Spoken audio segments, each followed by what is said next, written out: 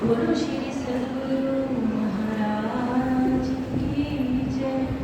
वंदो श्री सद्गुरु चरण को, करूं सप्रेम प्रणाम। अशुभ हरण मंगल करण, नमः श्री देव चंद्र जी नाम। श्री प्राणनाथ निज मूलपति, श्री महराज सुनाम। बीज कुंवर श्यामाय पल पल करो प्रणाम। पिया जी को पल पल करो प्रणाम।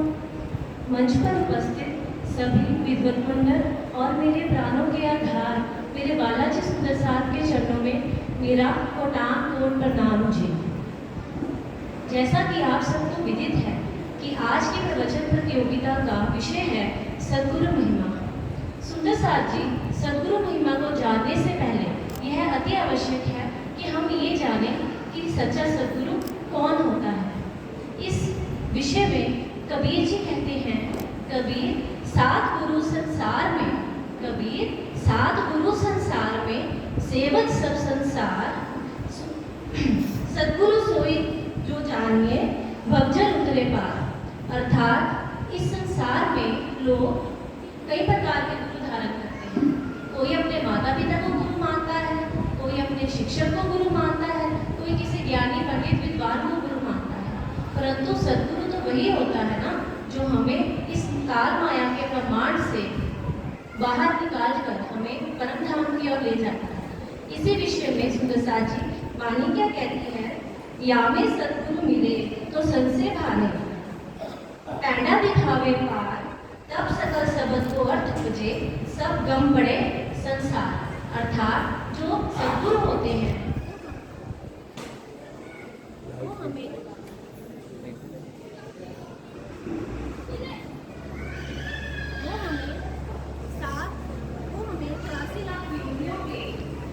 वो हमें 84 लाख योनियों के आवागमन के चक्कर से निकालते हैं। हमें अज्ञान के अंधकार से निकालकर ज्ञान के प्रकाश की ओर ले जाते हैं। वही तो सच्चे सद्गुरु होते हैं। और ये सद्गुरु हमारे हाथी हमें उस ज्ञान के प्रकाश की ज्योत जलाकर हमें परम धाम का दर्शन कराते हैं।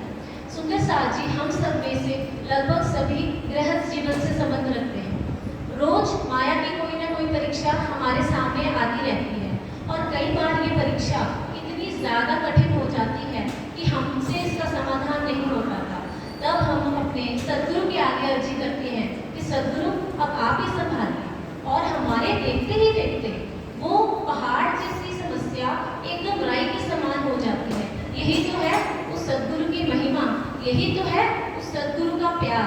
सुंदर साहब जी, ये सब तो हमने अपने जीवन में अनुभव किया ही होगा, परंतु क्या कभी हमने सोचा है कि ऐसी कितनी मुश्किलें आई होंगी जिनको हम तक पहुंचने से पहले ही हमारे सद्गुरु ने उनका रास्ता बदल दिया।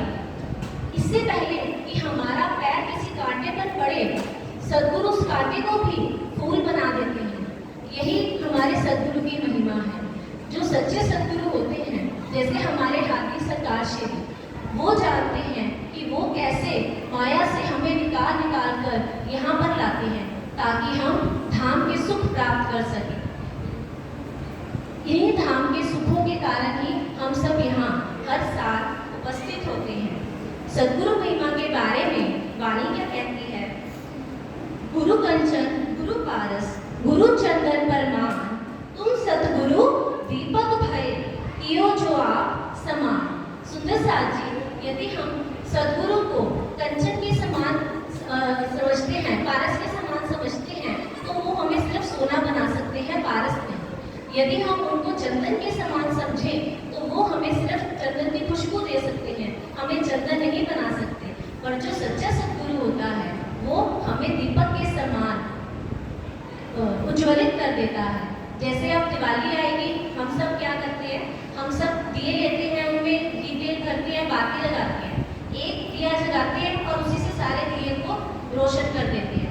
अगर हम उन सब दियों को इकट्ठे रखकर देखेंगे तो हमें समझ ही नहीं आएगा वो कौन सा दिया था जिसने बाकी दियों को प्रज्वलित किया था। यही तो हमारे सरकार श्री ने हमारे लिए किया था। उन्होंने हमें पूरी कोशिश की, पर ये प्रश्न है कि क्या हम वैसे बन पाए।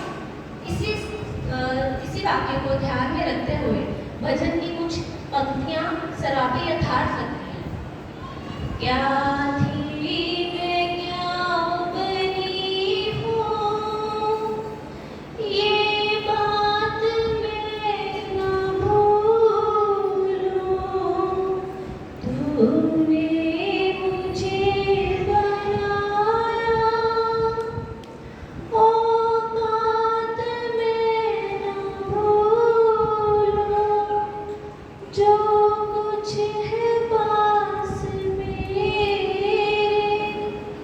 जो कुछ है पास मेरे, सब तूने ही दिया है, ये तेरा शुक्रिया है, ये तेरा शुक्रिया है।